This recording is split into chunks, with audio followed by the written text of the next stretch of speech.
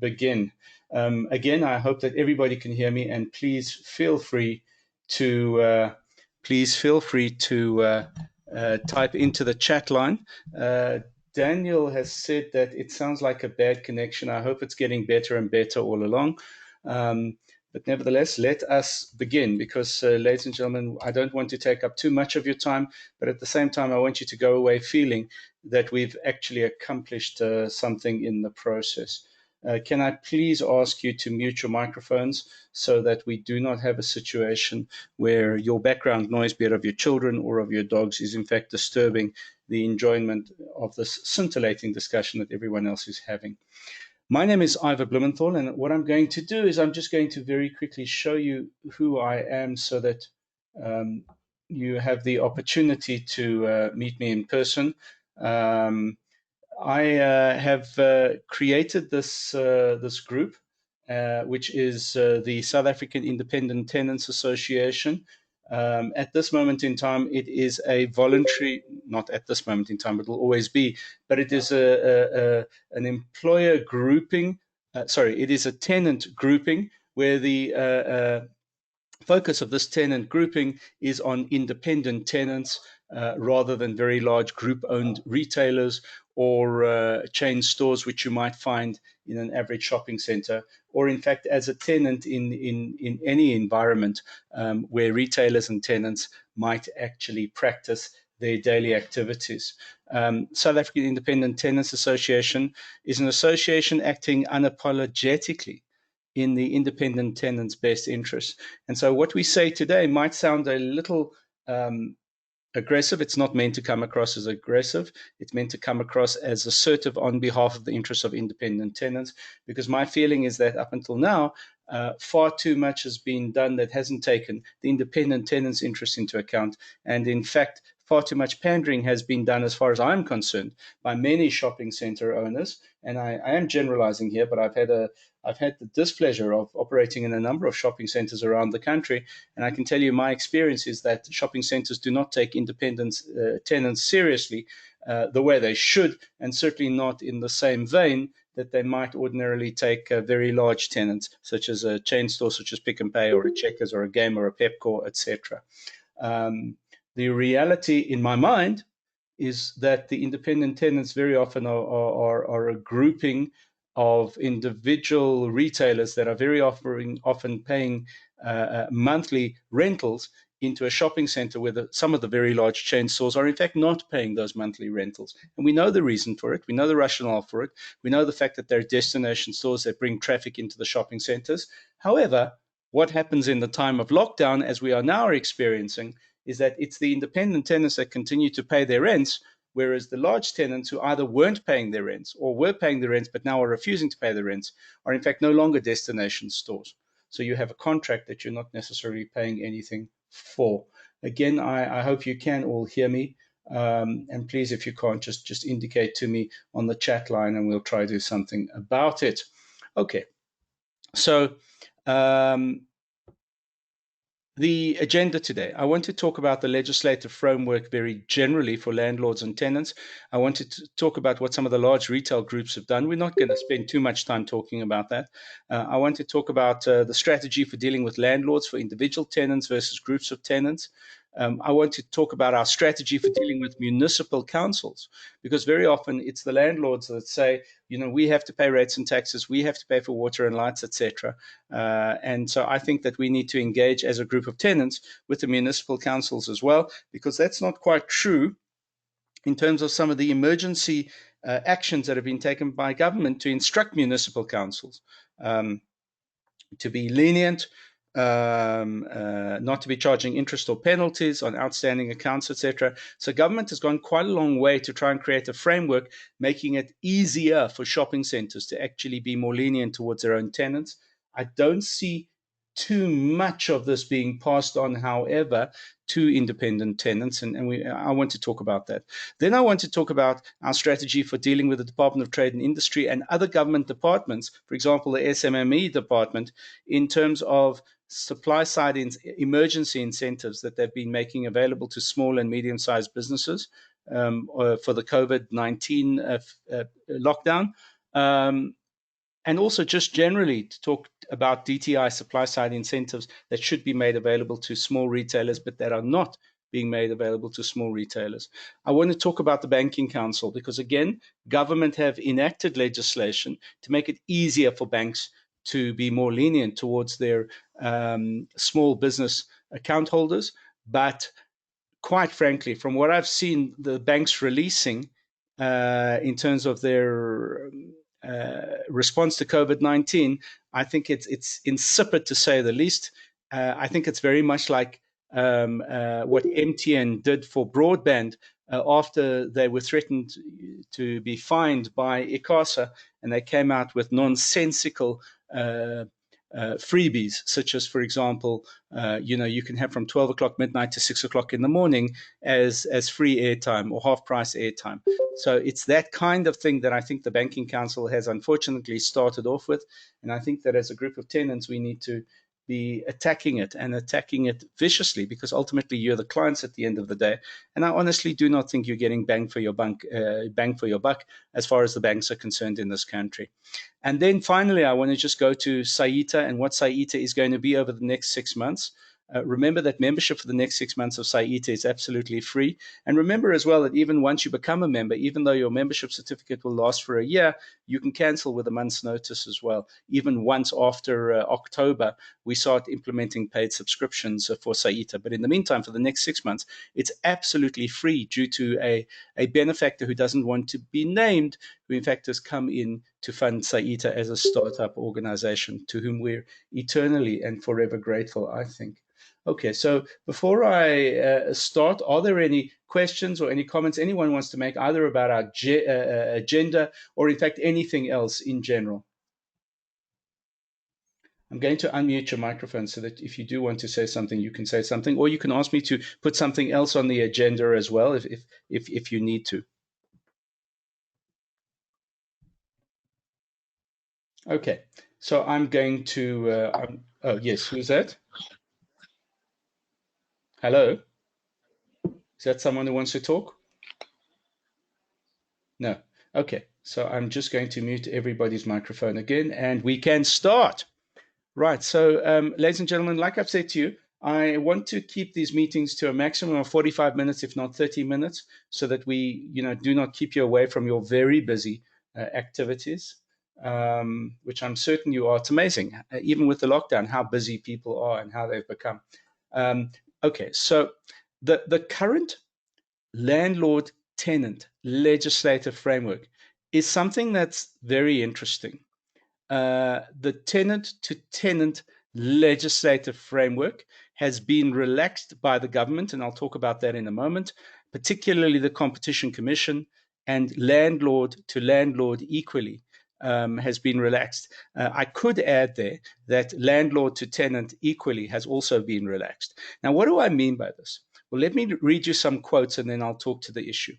Government has gazetted new regulations that will allow competitor malls to negotiate amongst each other and with retailers and restaurants to lower rent and offer rent holidays. So that's critically important. That up until now, we've had restrictions from the Competition Commission through the Department of Trade and Industries. We've had restrictions on collusion, price fixing, conditions of rentals, that kind of thing. So we've had restrictions on collusion between tenants and landlords, and between shopping mall and shopping mall. Now, in fact, what government have done because of COVID is they've actually released regulations that have completely lifted those restrictions. They've done what is called a block release on the property or retail property sector, property owners in the property sector, allowing you as property owners to have far more engagement with other landlords, or to have far more engagement with, in fact, individual tenants or groups of tenants within shopping malls. And it's because government want reasonable negotiation to take place. They're encouraging reasonable negotiation to take place between landlord, tenant, and groups of tenants, not about colluding, but about making arrangements which ordinarily would fall outside of the lease agreements, and certainly might fall outside of any collusion regulations or legislation which is in place in the country. So that's critically important. Government have created an enabling framework for engagement between landlords and tenants. Ibrahim Patel said at a press briefing that many shops and other businesses in shopping malls have already seen a decline in their turnover. They face significant fixed costs, including rents and costs specified in the leases. And he has said that what he wants to see is he wants to see negotiation around this, and he wants to see landlords coming to the party. And I think the important thing is this, and I know that this sounds particularly unfair, but excuse me for saying it. We are going to run a list of landlords who are not prepared to come to the party, landlords who are not prepared to engage, who are not prepared to negotiate or show any kind of movement on components of contracted leases. We're going to run a list in that regard, so that once we're into this thing, we can actually go to the Department of Trade and Industry and say, these are, let's call them irreverent. These are inflexible landlords. These are landlords who are not prepared to come to the party. And we think that DTI should help us in dealing with these landlords if they are inflexible. More importantly, I think down the line, DTI should consider the fact that these landlords have been inflexible to the extent that they should not qualify for DTI, Department of Trade and Industry, supply side mechanisms that ordinarily they would be putting into industry by industry and sector by sector. I know it sounds particularly hard, but if your experiences are anything like my experiences to go by, you come across landlords. Well, you don't even deal with landlords. You deal with managing agents. And in dealing with those managing agents, they are absolutely inflexible to your needs. Sometimes they're flexible, but in the majority of occasions, they're inflexible. The flexibility, I think, very often is related to whether or not they perceive your shop, even if you're an independent tenant, as a destination shop. In other words, that you are bringing traffic into the center, that they could do a cost-benefit analysis and say, can they, in fact, do without you at any moment in time? And if they think they can't, they're far more flexible in that regard. The new regulations will enable tenants, they do already, by the way, who are competitors to meet and to reach agreement with shopping mall owners and to address matters such as payment holidays, rental discounts, and limitations on evictions, said Patel. Usually, malls and retailers are subject to strict competition requirements aimed at preventing any form of collusion. So I'm going to use a practical example. Let's say that CNA and Typo got together and said that we are, and let's say, not Waltons. Well, Waltons, yes, but I'm trying to think of the other one. Starts with a P, but nevertheless. Let's say as retailers around stationery, they got together and they said, we as a collective supply all the stationery into the shopping center. We're going to go to the landlords, managing agents, and through them the landlords, and we're going to say we need some kind of a block adaptation. We need to see flexibility for us because we've all had to shut down. And in opening again, we are going to have to bear in mind whether you were flexible to us or not flexible to us. As far as we're concerned, you're in breach of your lease, whether it's through a force majeure or not, and we'll talk about that in a little later, but you're in breach of your lease, and therefore we want to see, thank you, Sharon, P&A. We want to see flexibility. So the bottom line is the regulations have been changed because Minister Patel has said that is in fact what he wants to see. He wants to see those kinds of engagements, those negotiations going on in the shopping center. And in fact, if the landlords are going to be inflexible, we think there will be consequences for the landlords. And we're certainly going to engage with the Department of Trade and Industry to exact those consequences for those landlords who are inflexible. The new regulations will also allow for the suspension of clauses in lease agreements that restrict some retail tenants from undertaking reasonable measures required to protect the viability their viability during the national disaster. And we can talk about that in general, but certainly the new regulations allow for the suspension of clauses in your leases that allow you not to take all reasonable action to actually preserve your business. That's what that means.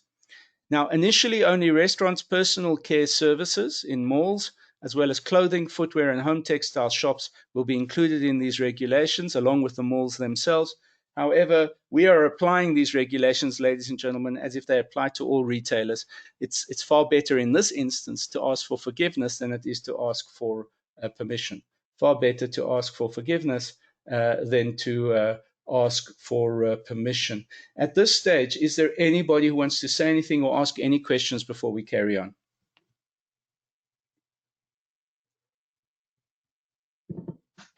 Ivor, Hello, it's Sharon. Sharon How are here. you? I'm well, thank you. Just for clarification, you're talking along the lines of retailers and malls. Does that apply to us as well in renting, or are we excluded from the grouping? So, absolutely not. You will see that when I talk about the activities of SAITA for the next 6 months, one of the activities is in delineating the various chambers within the association, and one of those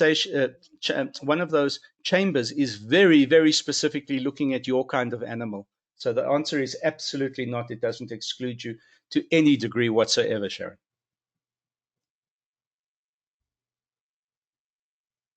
Hello, Sharon. Did you hear my answer? Thank you, Ivor. Yes, got your answer. Okay, moving on. What kind of an animal, Renee says. Sharon's kind of an animal. The kind of an animal that rents office space in an office block rather than necessarily only in malls, etc. Thanks, Renee.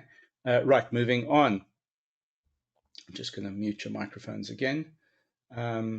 Right, so as far as our strategy with landlords is concerned, we are going to look to deal with landlords on behalf of individual tenants who are members of SAITA, landlords for multiple tenants who are members of SAITA. And we've got a number of instances where we have multiple members from particular shopping centers. So we intend to take, on behalf of those multiple members, we intend to have a specific telephone conference, Skype calls with that grouping of members, and to talk about a strategy with the landlord specifically. The majority of the prohibition clauses of your leases in one shopping center should all be the same. So we will look at those prohibition clauses. And that's why in the membership form, I asked you, down the line, if we did want to see your leases, would you let us see the leases? It's amazing, by the way, ladies and gentlemen, the number of tenants who are members of SAITA, who've joined up with SAITA, who are saying to us, we don't have leases. We entered into a memorandum of some sort 10, 20 years ago. We've never received a lease, but we trade under a scenario as if we had a lease. Now, remember, common law says that if it's custom and practice, it is the agreement between you, nevertheless. So we're going to be looking at landlord to one tenant, landlord for multiple tenants, as I've mentioned, and then one landlord for one retailer in multiple malls. So, for example, CNA, which would be in multiple malls, but where 6 or 7 of those malls are owned by, for argument's sake, Cecil Pension Fund. We will deal then with Cecil Pension Fund as the one landlord on behalf of CNA in all of that particular Cecil Pension Fund's portfolio, because we want to try and deal with as much generality here as is possible, so that we are not in a scenario where, in fact, we're having on a regular basis to replicate our activities where we can avoid replicating those activities. As far as our strategy towards landlords is concerned, ladies and gentlemen, it's simple. Now, I'm using this term neutrally, so please forgive me because it does sound relatively judgmental. But the legal term is unjust enrichment. Mr. Landlord, you sold me a lease agreement that says that I will have a shop in a center that is a trading center that has a minimum amount of footfall that you've guaranteed to me because you're regularly giving me statistics on footfall. That has a certain number of destination stores to attract additional footfall into the shopping center. And all of those things are now on hold because of the lockdown. They're in suspension.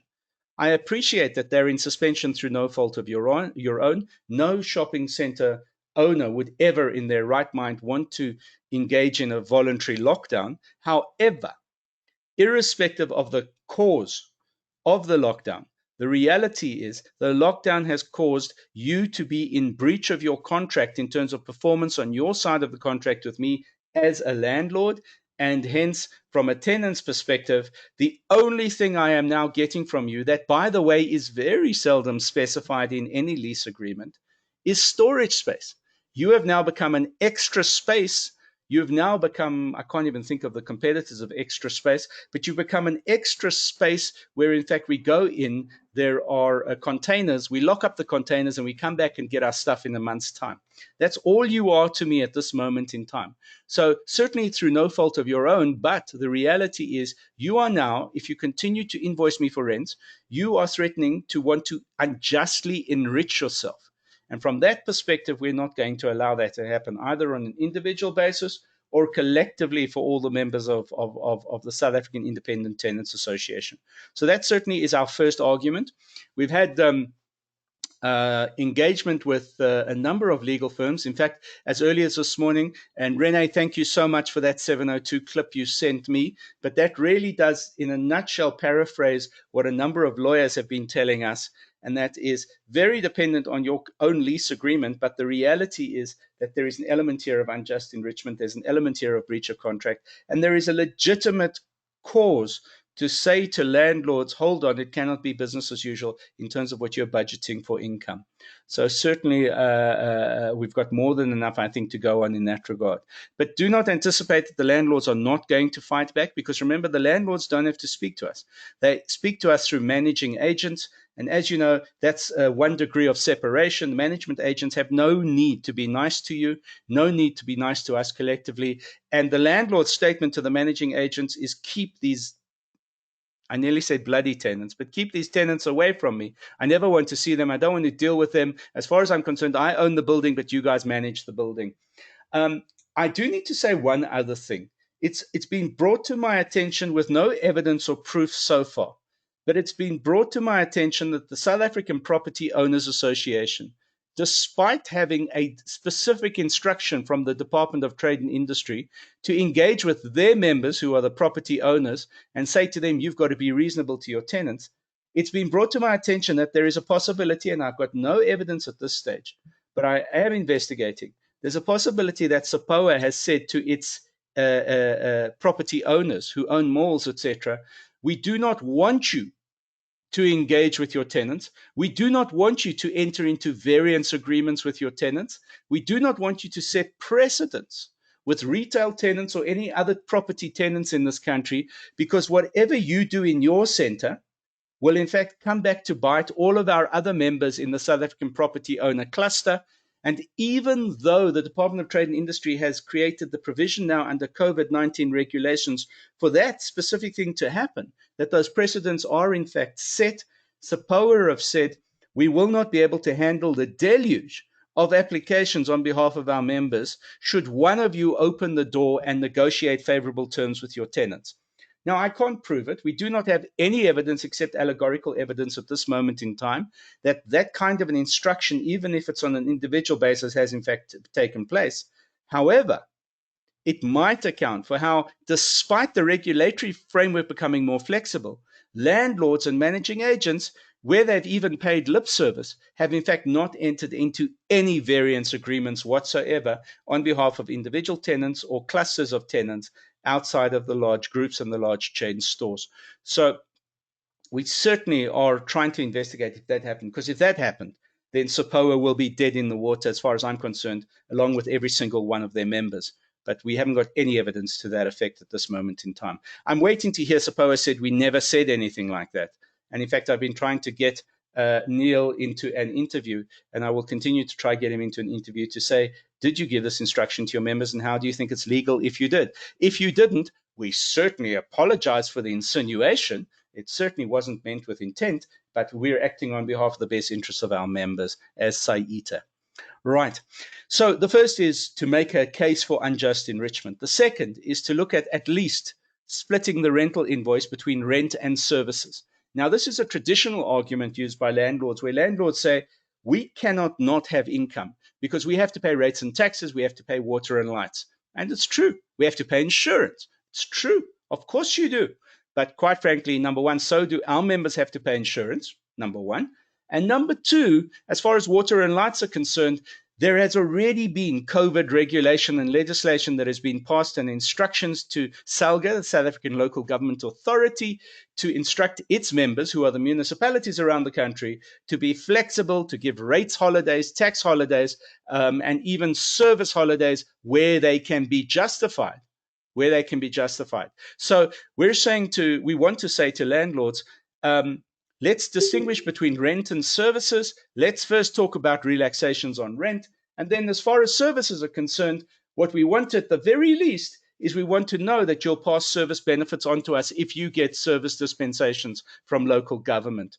The net effect of that might very well be that we're in a positive position where we are not paying rent, we're having to pay for water, lights, and other services. However, if we then engage as the SAITA, South African Independent Tenant Authority, if we engage then with the Johannesburg municipality, only to find out that the Johannesburg municipality has given rates and taxes, at least, if not service holidays, to our particular shopping mall, then we have a causative action, a dispute of right against the shopping mall, because in fact they're committing fraud. They have a rental. They have a rates and taxes. They might even have a services, water, lights, a holiday from the municipality, even if it's a deferment, and they've not passed it on to us.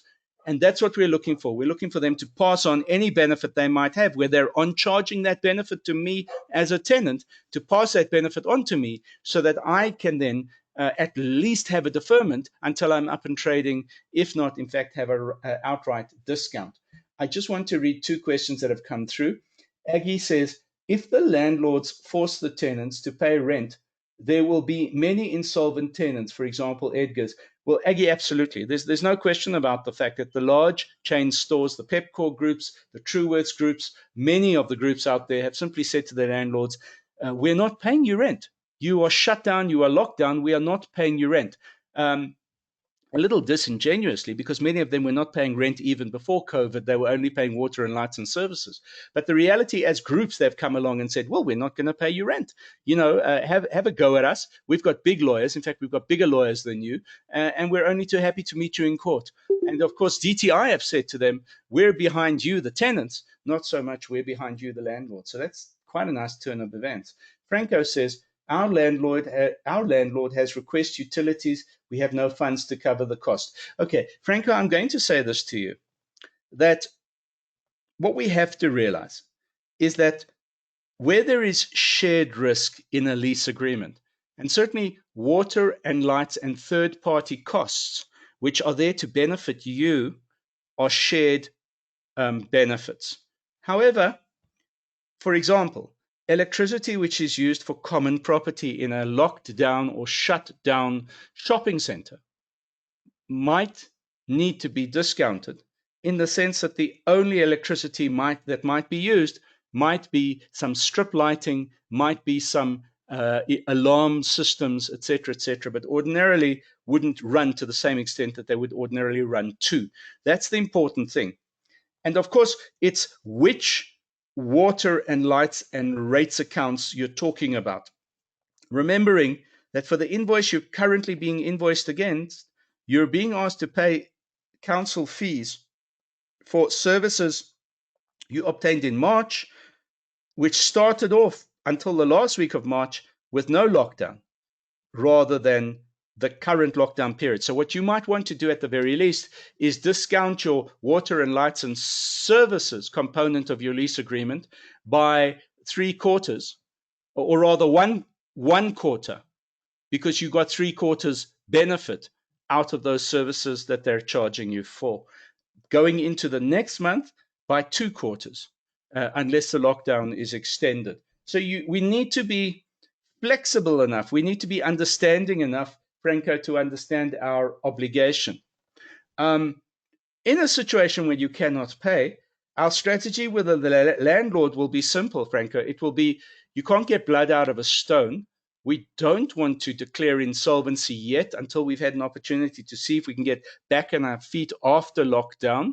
And so as a result, at the very least, we would like you, the landlord, to defer those water and lights and services components of our rental agreement with you until the lockdown is suspended. And that would be our strategy, Franco, going into that particular engagement with your landlord. The landlord says, no, bugger you. Then, in fact, we can take it as a declaration of war. And yes, we will go to war. But the majority of landlords, I think, will bend to that kind of rationale. And that's what we're going to try and need to enforce. Dean says, in our shopping center specifically, the landlord said this to all non-paying tenants today. Also, please note that all utility bills are billed in arrears and that your April debit order was unpaid. Your urgent right. So Dean, your landlord is right. You traded for 3 out of 4 weeks in a shopping center that wasn't locked down. Now, you could argue that the lockdown actually started weeks before the lockdown was implemented because of quarantine and voluntary quarantine and medical quarantine. You could argue that, no question. And social distancing was there was far earlier in March than, in fact, the lockdown was implemented. You could argue that, and we could try and make a case for you in that regard. And I think we could make a good case for you in that regard. But the reality is that your landlord is quite correct saying that specifically you traded for 3 out of 4 weeks when we weren't in lockdown. And therefore we need to look at we need to look at that. We are having to subsidize your small business if you do not pay us back for electricity and for water and things like that. Our argument would be, have you as a shopping center approached the municipality? Because the municipality have regulations allowing for flexibility in this instance. Why aren't you applying those regulations? So, Dean, that's a very good point. Thank you so much for making it. FK says this. Currently, landlords are insisting that services and rates are paid. They're saying it's January, February rates and services which are true. Do we pay that immediately as the big chains are ignoring them? FK, I would say to you, we don't pay them anything on your behalf at this moment in time until such time as we've got them to show flexibility with the more important things in the agreement. So, Mr. Landlord, and I'm sorry for always making it Mr., because in many instances it's Miss. I don't even say Mrs., it's Ms. But Ms. Landlord, the reality is that the only possession is 9/10 of the law. At this moment in time, what we possess is the amount we should have paid you that we haven't paid you yet. We are saying to you that we are more than happy to pay you on those January and February rates and taxes, if you can establish that that's what these rates and taxes and service charges are for. But if you come to the party with the rest of our requests, and that is to look, number one, at our rentals, and number two, to look at any compensation or dispensation on rates and taxes and services going forward. So that's exactly what your argument would be in that particular regard. Franco says, however, rest were effect a lot earlier than the lockdown. Yes, Franco, if we can establish that the social distancing, behavioral instructions, the quarantine instructions caused some kind of an effect on foot traffic in your shopping centers and malls outside of essential services before lockdown happened, we will certainly endeavor to make that argument. Aggie says, many shopping centers charge a common area levy. Yes, they do, Aggie. And I think that's the easiest thing to deal with here, because the common area levy can only be a levy which is in force when there is a common area which is active. If there is a common area that is not active because the shopping center is not open, then I think that even the common area levy is something that we could negotiate. Mr. Desai says, my landlord management agents is not responding to my email for deferral or no rental. Yes, I understand that. And you're quite correct, sir. And that is why I think that, number one, if we can do it on a multiple tenant basis, if we can do it on a SAITA basis on your behalf, we will certainly have a little more clout. But if we can do it on a multiple tenant basis in the same center, we will have even more clout. And that needs to be our strategy going forward. Aggie says, I can understand the common levy, but certainly costs should be apportioned. I agree with you, Aggie. Dean says, key problem for many, turnover plummeted for many up to a month before. Hence, that's why we actually don't have the cash flow to pay much at the moment. And Dean, thank you for that. Because what you're saying, I think, is more prevalent than in fact I've considered, and many other people have considered up until now. And that is, this is not something that started with the lockdown. It was a problem that was increasing until the stage we are at now, which is an impossibility. We simply do not have the cash flow. And so what was at the back of my mind is an argument we would need to make in our landlord strategy. It's becoming more and more prominent in my mind as one of your key priorities. So thank you for that, Dean. A lot of people are agreeing with you, Dean. So obviously that is critically understood. Good. All right, so moving on. Splitting of the rental invoices between rent and service is very important for us. Our argument is going to be first and foremost, we don't want to pay rent. We'll pay for services, etc., if we can get this right, but we don't want to pay rent. Then, on a continuum of what we could get to and get some agreement on, okay, we won't say we're not going to pay rent, but we want to pay you some of the rent, but not all of the rent. We understand you've got opportunity costs, maybe security guards, etc., in the shopping center, that kind of thing. So we understand that you don't only take that out of services, but you might take those fees out of rental you receive from us. And we understand that maybe your banks haven't come to the party with relaxing on your own bonds, your own overdrafts and loans as a shopping center and shopping center owner. But therefore, we're prepared to share that risk with you, but we're not prepared to absorb that risk just because we're your tenant. So reduced rental, if there's a need to negotiate a reduced rental, our starting point will be 20% of our rental agreement. And flexibility on that might be all the way up to 50%, but we certainly don't want to go above 50%. So at the very least, we want an agreement from your landlord that you will only pay 50% of what you owe as rent. And we also want them to defer that until after the lockdown, because you're not trading, you don't have any kind of income whatsoever. So that's the very least. And at the most, I think we're going to get away with 20%. So to defer 70% of the rent, or rather to cut out 70% of the rent in the lockdown shopping center for the period of the lockdown, and to therefore only own between 30 or 20%, which we want deferred until we're back on our feet again. And our very weakest argument with the landlords who aren't prepared to compromise might be, you don't want to give us any reduction in our rent. Fine, we're going to remember that. We're going to put you on the list somewhere. But more importantly, as far as our lease agreement is concerned, the very least we're prepared to accept from you, otherwise we'd have no problem you dragging us to court, is for a deferment. And the legislation and the regulations make allowance for deferment. So don't tell us it can't be in your vocabulary. I think that what landlords should be forced to do at this moment in time is, I think that they need to sacrifice their management agents before they sacrifice their tenants. And they need to show that as landlords, they are prepared first and foremost to sacrifice the JHIs of this world, all of those managing agents that we have to deal with as tenants, long before they decide they're going to sacrifice their tenants. And unless they can show us that kind of goodwill, we need to force them to show us that kind of goodwill. In this kind of an environment, there is no excuse for them taking from your rental money, having to pay a large proportion of that rental money over to managing agents just because they don't want to deal with you on a one-to-one basis. Because ultimately, the law of agency doesn't mean that a landlord doesn't have a direct agreement with you, the tenant. It just means that they've been entitled to create one degree of separation, because it's a luxury that SAPOA has forced Parliament to implement as law and regulation in this country, to allow them to appoint a management agent.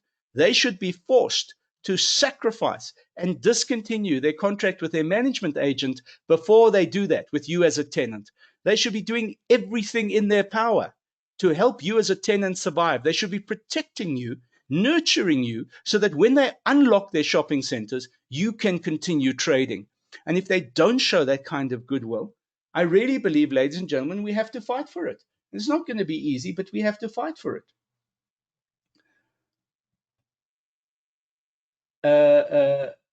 Ntinkuma asks, is this being recorded? Yes, it is being recorded, and we will make it available to you. Robin Zinman says, if we arrange deferment of rental, we will encounter larger cash flow problems after lockdown. Robin, you're right, except look for a moment at the Johan Rupert scheme that, as you know, has now run out of money, but at the Johan Rupert scheme. The Johan Rupert scheme, and in fact the Oppenheimer schemes, are implementing leniency, which says that if we defer 1 month or even 3 months, if this lockdown is extended, 3 months worth of rental, if the least you're going to give us is deferment, we can't pay that back to you after the first month of trading again. We're going to need to spread it over a longer period of time. Ideally, we'd like to spread it over 5 years, but at least a year, which means that if our normal rental is R1 and the cost of spreading 3 months deferment over a year is therefore 33 Rand or whatever it is, then or 25 Rand, sorry. What we need to know is we can pay you 125 Rand and not in the first month of trading 100 Rand plus the 300 Rand of deferral.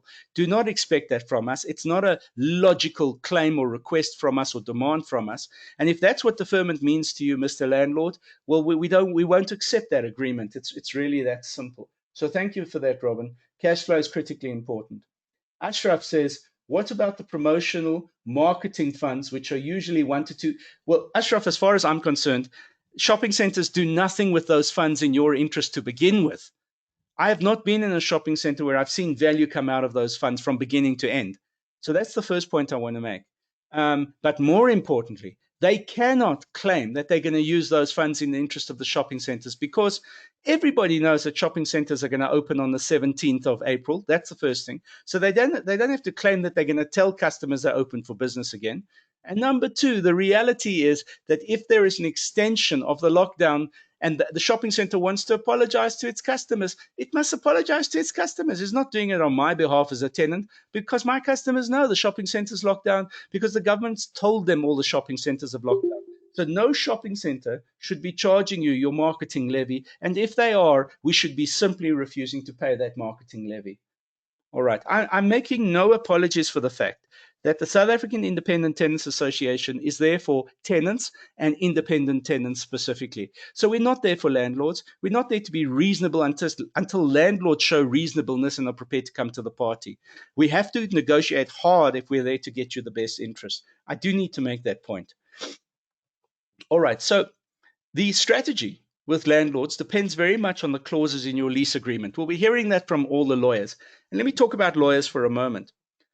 It is extremely important to find a lawyer or a group of lawyers who are independent of property owners in South Africa. The problem we've got is that there are virtually, certainly in urban areas, there are virtually no landlords. Sorry, there are no lawyers who, even if they're criminal lawyers, do not dabble in property transfers and generally property law as well, because it is a regular income they've learned to become dependent upon. So it's very, very difficult to find independent lawyers who are prepared to take on a SAITA cause, South African Independent Tenants Association cause. You need to know that going into this from the very beginning.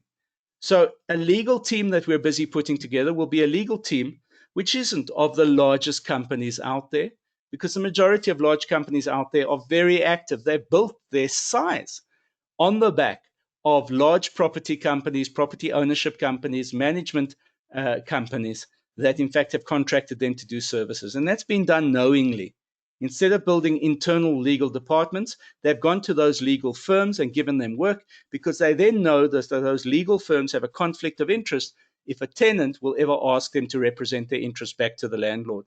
So property owners have neutralized the legal fraternity in South Africa, consciously so. It's a conscious effort as independent property owners, but also collectively through the South African Property Owners Association, that this in fact has been done. And so that's our uphill battle. Where do we find lawyers who are prepared to represent the interests of tenants and independent tenants who can be on a panel for the South African for the South African Independent Tenants Association? And that's what we're doing, and that's certainly one of our priorities as SAITA, to put together a list of lawyers who are friendly to the cause of the independent company or independent business, as opposed to one which is in the pockets of property owners and property companies. You've got to be very careful about the lawyers you might already have been going to, because if they have in any way represented property owners or property companies, they are going to want to take the line of least resistance That's even in representing your interests. Why? Because when things open up again, they're going to want those property companies and property owners to actually do business with them. It stands to reason. I'm not judging them, and we cannot judge them, but they are tainted. If they represent the interests of property owners, they are tainted. They will not represent the interests of independent tenants or tenants in general properly because of them being tainted. So we've got to be very, very clear and very discerning about the lawyers which we collectively agree to want to use on our list for SAITA. So you need to understand that, please. I would appreciate if you have any legal firms that currently represent you or have worked for you, if you can please send me the details of those legal firms. And also, if you can please send me the contact details of those legal firms, because we will be writing to them and saying, we're looking to put together a panel for our tenants, tenant members, but we please need to know whether you've at any stage in the past represented any property owners, any shopping centers, etc., etc. Not because we're trying to disadvantage you, but because we're needing to clear conflicts of interest as best we can. So all the lawyers are saying that I've interviewed, even those that are prepared to come out and say tenants have some rights, you've got to look at your lease agreements. It's a standard lawyer response to when we ask them to engage with us.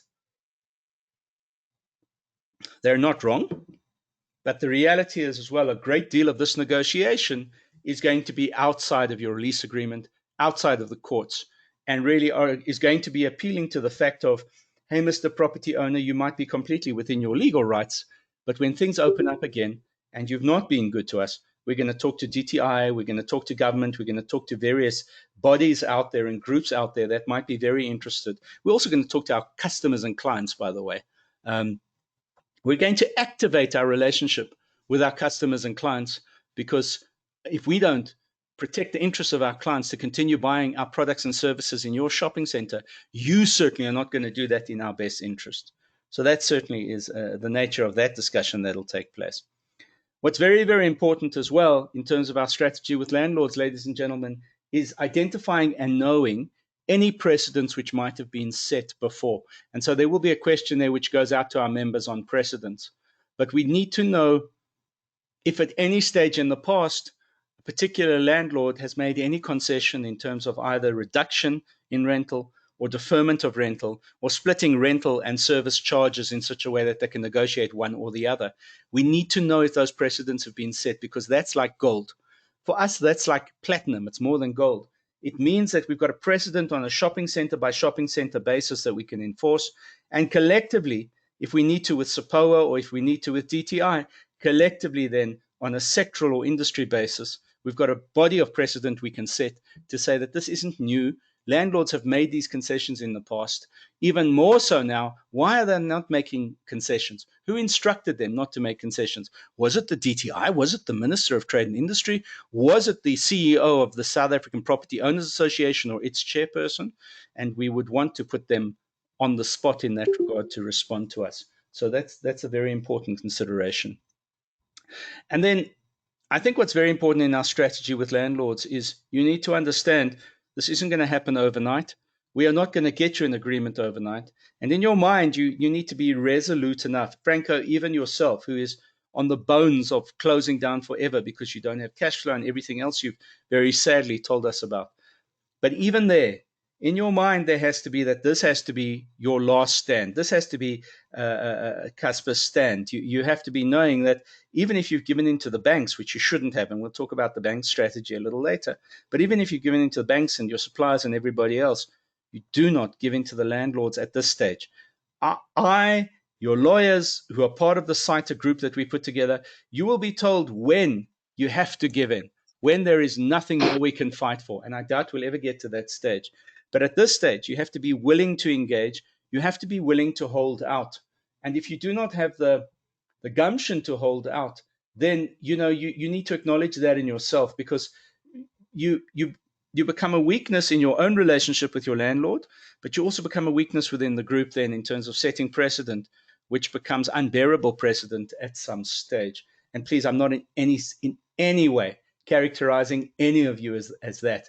I know that as the owner of the business, all the risk, all the sleepless nights, they vest on you. That cash flow problem is your problem, nobody else's. Your staff don't share that problem with you. Your suppliers don't share the problem. Your landlord doesn't share the problem. It's all on your shoulders. I understand that loneliness. And I'm saying to you, in many respects, the South African Independent Tenants Association is Alcoholics Anonymous, because we're all in the same boat. We all share that sense of helplessness because it's on our shoulders. We've signed surety, we've signed security, and it's our house and our cards which will be taken by the banks and even by our landlords before anybody else's. So I understand the risk. Trust me, I completely understand and associate with you as far as that particular risk is concerned. Neil asks this question. What a reducing escalating percentage going forward based on our turnover not growing if the same rate but expenses growing more? Neil, we have to take that into consideration. I would appreciate if you could send me an email with your thoughts in that regard, not just about what the problem is, and I'd like you to delineate the problem, but what you think some of the solutions might be, because we want to act as a collective. I completely agree with you. Mr. Desai says, if we hold out, will we not be victimized when the lease is up for renewal? Well, that's why you remain a member of the South African Independent Tenants Association, because we're not going to allow you to be victimized. Remember that your lease says this, that I have an automatic right for you, my landlord, to renew my lease, unless you have cause not to renew my lease. I dare you to tell me that the reason you're not renewing my lease is because of how I behaved during the time of lockdown. I dare you to do that. Because if you do that, every single legal clinic in the world, not just in South Africa, will be clambering to take on, to represent you on a pro bono basis. So the point I'm saying to you, sir, is this. If we hold out, and your landlord dares to victimize you, even subtly, and we will need to establish a list of what you think is victimization down the line. What is your landlord doing, saying, or not doing that could be construed as victimization? Because we will investigate every single one of them. And how we will investigate it is the following way. We won't take it up with the landlord. We will take it up with the South African Property Owners Association, because that is their association. And the South African Property Owners Association have a code of ethics. And in that code of ethics, it says you shall not victimize your tenants. So the bottom line is we will lay a charge with SAPOA. If SAPOA doesn't come to the party, as I suspect they won't, we will then go to the Competition Commission, but we will also go to the South African there goes the word. What's it? Consumer Commission. We will go to the South African Consumer Commission, and if necessary, the South African Consumer Court with you and on your behalf. Because remember, you have rights of representation there. You don't have to go through lawyers. So the point is this. I dare privately to myself, I wish there were some landlords that tried to victimize you, because if they do, they will be dead in the water because of victimizing you because of COVID. So let them try. I'm sorry to sound so aggressive. I hope it comes across more as passion, sir. But quite frankly, no one's ever put their hands up on your behalf before. And that's what we need to do collectively. Put our hands up on behalf of everybody else. Right. Thank you, Neil. FK says, our store is our livelihood. Mr. Desai's concern is a reality. Well, FK, I can talk about having been victimized by landlords before myself.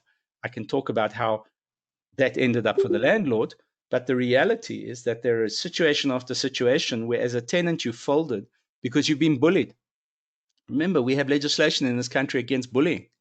And if you think bullying doesn't relate to a landlord and a balance of authority or an imbalance of authority, where you are treated as a child in this relationship, and then the landlord can do what he or she wants to you, and I'm not going to be graphic at this stage. The bottom line is those days are finished now. So thank you for that. I know your store is your livelihood, and our job collectively is to protect that livelihood, because your landlord is not going to protect your livelihood. Your landlord's view is this, and now I'm going to talk from personal experience. If I've got a fishmonger in my shopping center, but I can get a better deal from an ocean basket, well, then stuff the fishmonger. I'm literally going to put the ocean basket next to the fishmonger. And so what if if the fishmonger wants to go to a lawyer? I've got bigger lawyers. I've got a bigger bank account that I can fund that legal fund from. So the bottom line is your landlord is not, and I repeat, is not going to act in your best interest, irrespective of what he or she says to you. We are not landlords. We are what? whatever it is. Okay, so experience tells that we have to stick together here. Experience tells that breaking this tenancy group in favor of a landlord-tenant affiliation doesn't have a long-term benefit. I can guarantee you that. And I'll tell you one of the reasons I can guarantee you that, through personal experience as well. You might enter into a good relationship with a good representative of a particular managing agent today. That managing agent's representative, the center manager or whoever it is, will be rotated into other shopping centers over a 2 or a 3 or a 4 or a 5-year period. And eventually you'll be dealing with another managing agent or a representative or another general representative from another shopping center that is not as discerning, that doesn't have the same relationship with you, and has been instructed by their principals, who are the people who employ them in the managing agency, as well as by the landlord, not to be as forthcoming as the previous representative was for you. That's the way managing agents and landlords collude. That's the way they work. You need to understand the science and the psychology of owning a shopping center and working with managing agents. So please, I apologize for how strongly I'm coming across, but it's enough now. Right, moving on. So our contingency provision for landlords is retention of independent legal counsel to draft legal papers, at least neutral, if not advantageous to independent tenants. We have to, at the very least, do that even if we act on our own behalf or as SAITA acting on behalf of our members because of legal fees. We're going to have to get those papers initially put together, and we're currently putting together a panel of independent legal advisors that we can verify their independence. It's not easy to do, but we are hard at work in the process of doing it. If you, again, I ask you, if you work with any lawyers, any legal firms, any representatives who have shown their neutrality in the past, please, please, please send us their details. We need to talk to them urgently so we can talk to them collectively. As far as municipalities are concerned, our strategy is this. We want our least advisable strategy is to deal with the municipality on behalf of each tenant separately. Because remember, as a tenant, you don't have a relationship with the municipality. You have a relationship through your mall with the municipality. What we want is a municipality SAITA relationship. And what we want, therefore, is the ability to say to a shopping center mall owner, you're passing electricity, water, sewerage expenses onto us, which we've accepted in our lease agreement and we've been paying up until now. However, we have it on good authority from the municipality itself that they've given you relaxations of deferment at no interest with no penalties. Now, you've either taken up those relaxations or you haven't.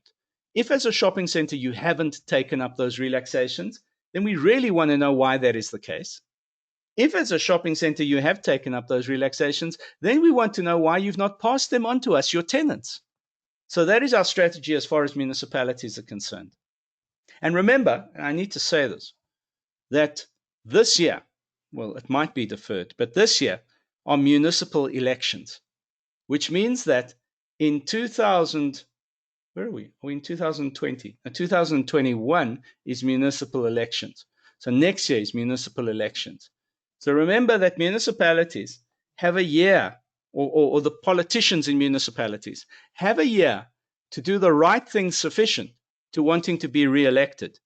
Collectively, as tenants, as shopping centers, as employees, we represent a huge number of people who might be voting for municipal councillors in the area that the shopping mall operates in. If as a councillor on a municipality, you're not doing the right thing on our behalf and you're not causing the officials in the municipality to do the right things, so you're not making the right decisions, we will exact retribution on you come the election. And we will appeal to our clients to do likewise, to our customers to do likewise. We will make popular the notion, remember the lockdown. Like you know, everybody uses remember the war. We will make popular the notion, remember the lockdown, because it has to have consequences for those people who are on the side of the tenants and those people who are on the side of the landlords, unless we have landlords coming to the party. And yes, there are many landlords who want to come to the party and want to be shown how, and we will do that. We will show them how they can best benefit their tenant base so that they have a business going forward after the lockdown. But this is the reality. This is the work we have to do, ladies and gentlemen. There's no middle road, unfortunately. Now, as far as the Department of Trade and Industry and the small micro enterprise government department is concerned under the new SMME minister, or not the new one, but that department, what we want to look at is we want to turn around to them and say, we're not happy that you are taking tenants, and especially small businesses and independent tenants' interests into account in how you are instructing the organizations that you're giving funding to disseminate those funds.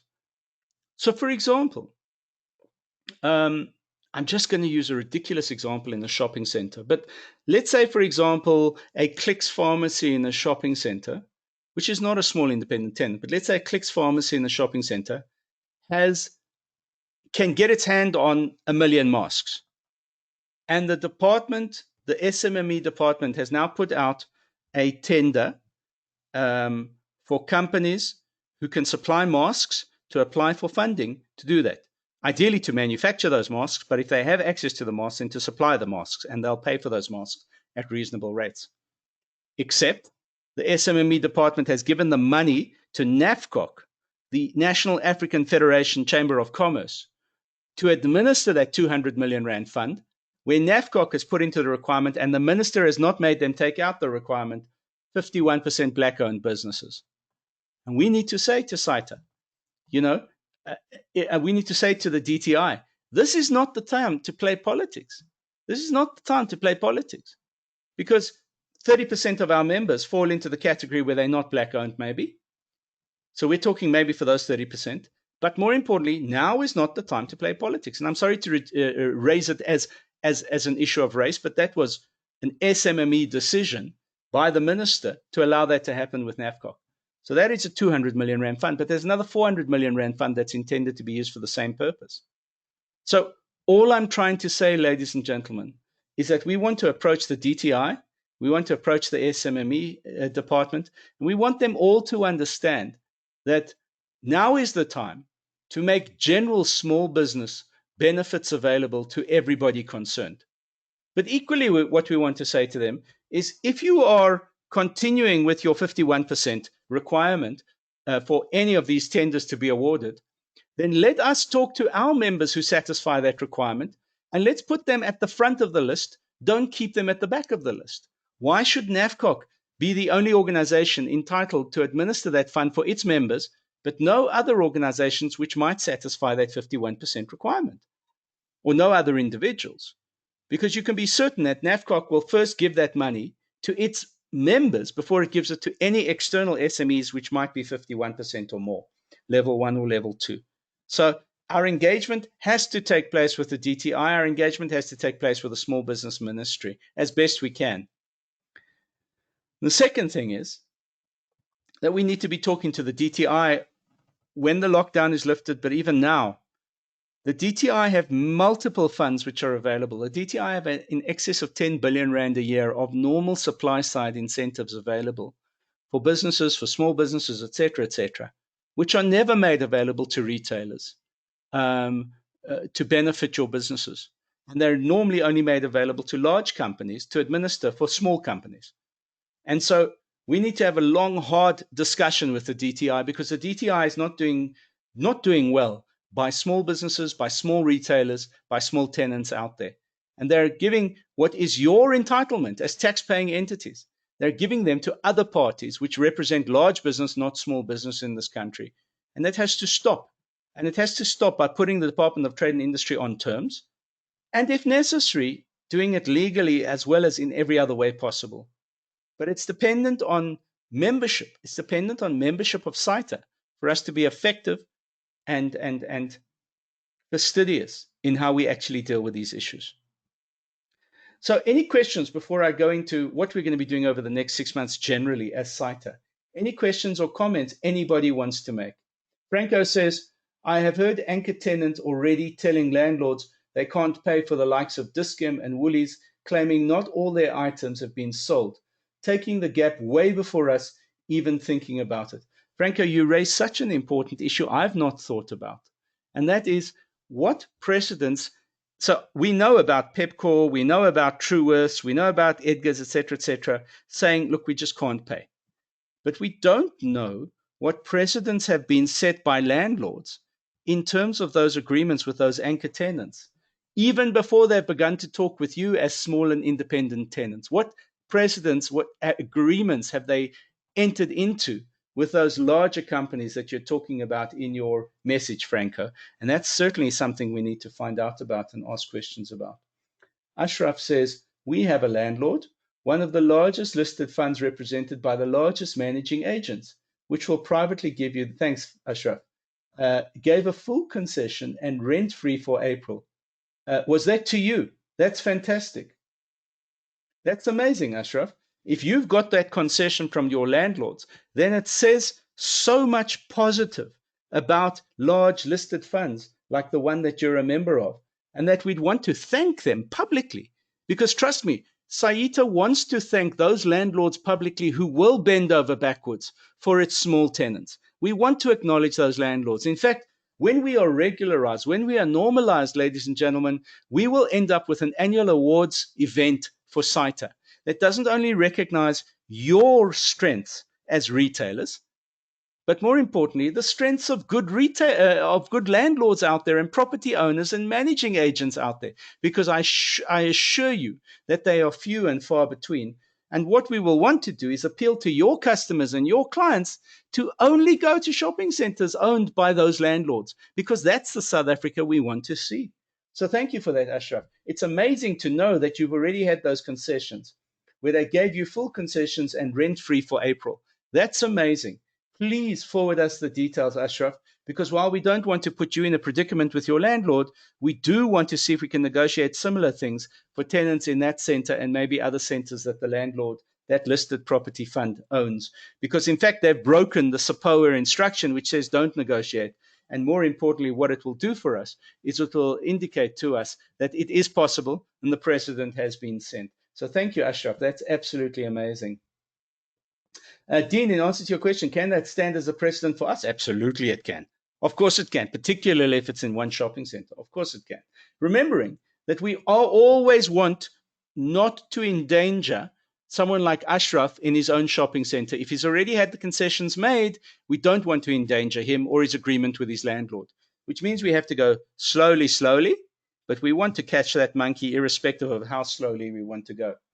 Neil says, I have had a few of my landlords say that the lease agreement terms stay, but pay what you can, and we will chat about the balance once the lockdown is over. Neil, that is equally beautiful, because again, there, all we want to do as SAITA is say to the landlords, thank you so much for what you've done. Can we just concretize it? And importantly, as far as the deferment is concerned, can we negotiate the terms of repayment now? Can we suggest some terms of repayment to you so that when it comes time for repayment, our members in SAITA are not taken by surprise and put into an impossible situation?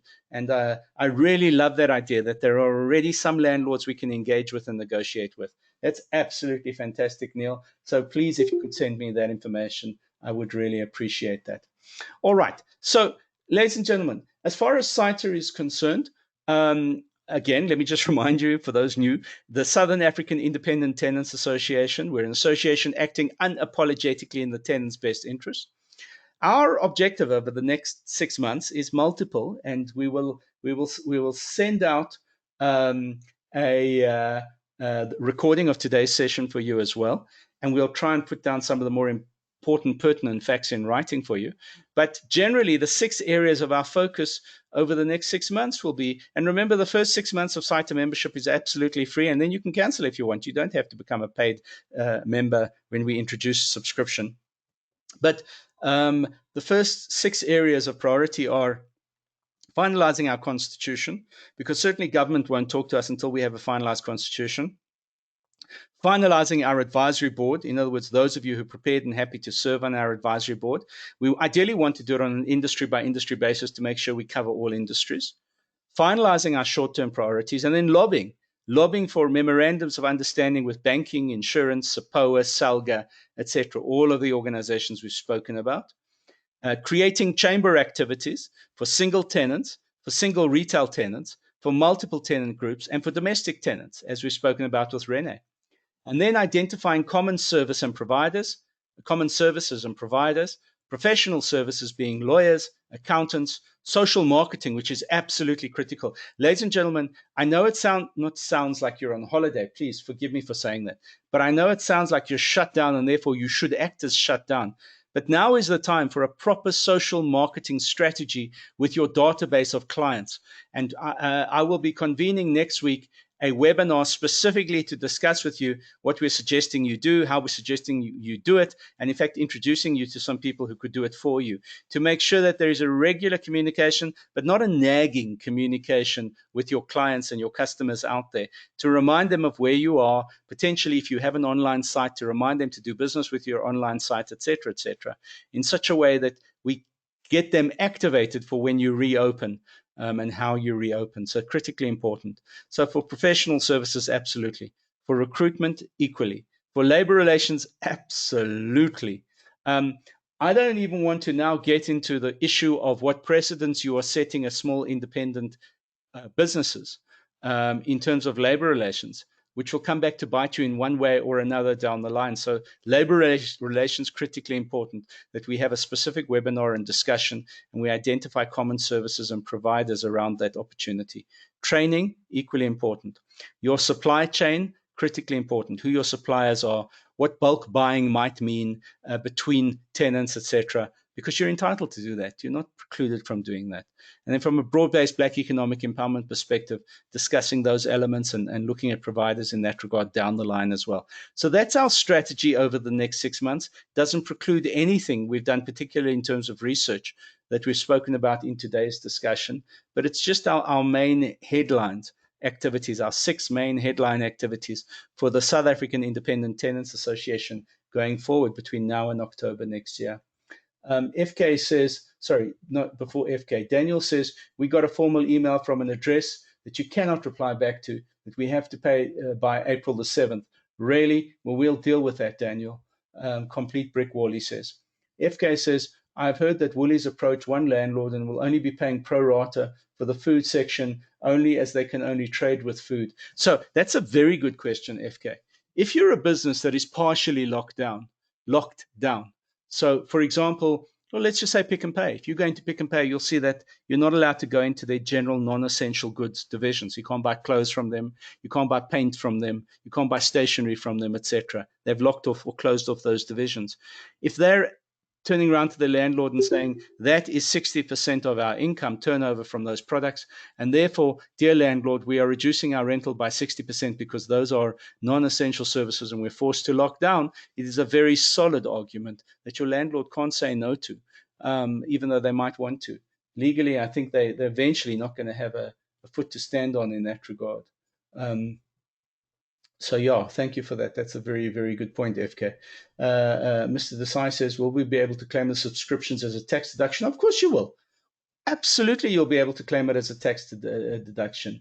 Neil Herman says, so the subscriptions, by the way, that we're talking about have been finalized, but talking about from October going forward is 50 Rand a month. And we would also be looking at some kind of reduced fee for members who are operating in more than one shopping center. Thank you for that. But that's only from October going forward. And remember, you can always cancel with a month's notice if you need to. Neil says, this doesn't have to be shared with the group. Okay, I won't share it with the group, Neil. Thank you for that. Oh, I nearly gave you a heart attack. Sorry about that. I will not share that with the group. Okay. Linda says, what about essential service stores, health stores? We have a social obligation to stay open. Very quiet trade, but we are trading. Well, Linda, you are trading. If we can show that your turnover has reduced because your SKUs that you sell in your health store have reduced, then we certainly have an argument with your landlords. If we can show that previously X amount of foot traffic in your store was because of the destination stores, and now you have become a destination store without having an opportunity to make the jump and activate the jump, we certainly have an argument in that regard. We have to make a specific argument. We will have a webinar for independent tenants who are essential service or essential good tenants, such as doctors, such as dentists, such as pharmacies, et cetera, we'll have a separate webinar. We have to have a separate webinar to talk about our strategy for dealing with your landlords in that particular regard. So thank you for that question, Linda. Neil says, what is the general consensus about residential landlords? Neil, at this stage, we're not going to exclude residential landlords, because the bottom line is, if I have a rental agreement with you and I'm out of a job and I can show that I worked for a lockdown facility, then in fact residential landlords are unfortunately going to have to be reasonable. I can tell you, not because I'm blowing smoke, but I can tell you that I have a residential tenant of my own, and I've written to that tenant and I've said to them, look, for the months of March, April, and at least for May and June going forward, unless the lockdown is extended, I am going to be deferring 75% of your rent, and you can pay me then over a 2-year period. And we expect landlords to do that. And I know we're all setting precedents as landlords in that regard, but I'm talking about being a landlord of a residential facility, not of a shopping center. But I think we all have to do our bit, because we have to understand our tenants are our customers ultimately at the end of the day. Thank you. Neil says I can talk about the residential issues. Neil, I apologize. I've already talked about it. Okay, thank you. FK says, when we open, business will take time to pick up again. How do we get landlords to be lenient for the next few months? FK, it's the most critical point. Our negotiation with your landlord has to be about the fact that we anticipate it's going to take at least 3 months. If we've been shut down by 3 months, it's going to take at least 3 months to reactivate our customer base where we're comfortable enough to undertake to pay you rent at the levels you've demanded previously. Might be instances where it takes longer. So we're going to have to make that argument on your behalf with your landlords. And we're going to have to do research in that regard as well. One of the things that isn't on the 6 priority areas for SAITA, but goes without saying, is the fact that we're going to have to do research by way of questionnaires on an ongoing basis. I beg you, ladies and gentlemen, if we send you a questionnaire, if I send you a questionnaire, please answer as much of it as you can. Understand, number one, we will hold the information in confidence. Very happy to sign a non-disclosure agreement with you about what you submit back to us. But we need to understand your business. We need to understand percentage of your business is related to essential, non-essential services. We need to understand if you can attribute percentages to walk-in business into the shopping center that happens to see you, as opposed to destination clients who come there because you're in that shopping center, because that is going to inform our arguments with your landlords as well. So FK, I hope I've answered your question. All right, thank you for that, Neil.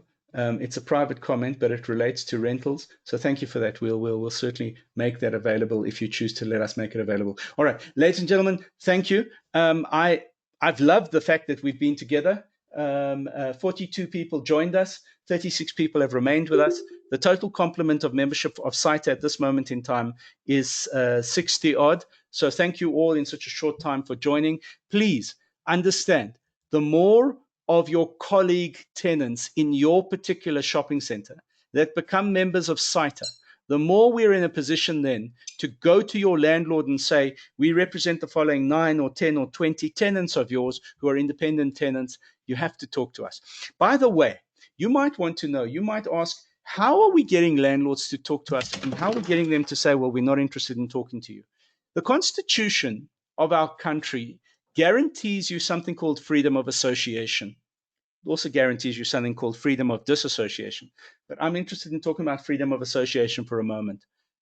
An association is entitled to represent the collective interests of people or companies or businesses that voluntarily join up as members. And no organization is entitled to dismiss the advances of a properly representative organization or association that wants to talk about it on behalf of its members. That is an illegality in South Africa. So if we collectively as SAITA approach a shopping center owner or a managing agent and say, we represent the following 10 tenants of yours, and they say, well, bugger off, we're not interested in talking to you, we can say, well, we actually have a dispute of right with you because our constitution guarantees freedom of association. You're refusing to talk to us even though our members have chosen to freely associate with us, and therefore you are depriving our members of their right to freedom of association. Do you want to talk to us, or do you want us to talk to you in the Constitutional Court? It's that simple. That's the discussion we have to have with those landlords. Just a couple of comments. So Marinda says, please, can we have your email address? Yes, certainly, Marinda. I'll send that out to you. Rene says, thank you so much. Thank you, Rene. Bill says, over and above the ramp to get customers back, there will also be a challenge further out to do with the availability of product, given factories here and abroad are closed and not manufacturing. Bill, you're so right. And let me point you to one case study that I love talking about, and that's Denmark. And it's the hairdressers in Denmark.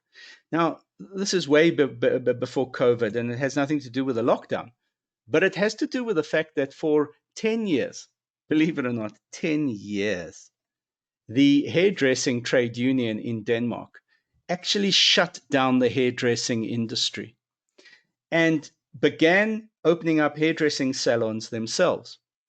Now, that's not the point I want to talk to you about.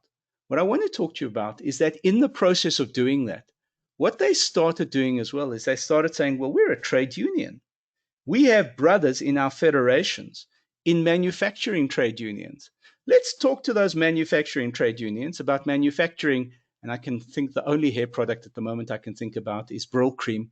But let's say eyebrow plucking engineering instruments as well.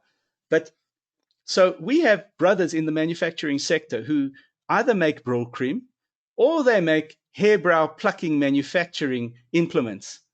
Let's talk to those brothers about whether or not they cannot set up manufacturing plants which are local manufacturing plants. And that's what they did. And that's how the hairdressing sector changed in Denmark.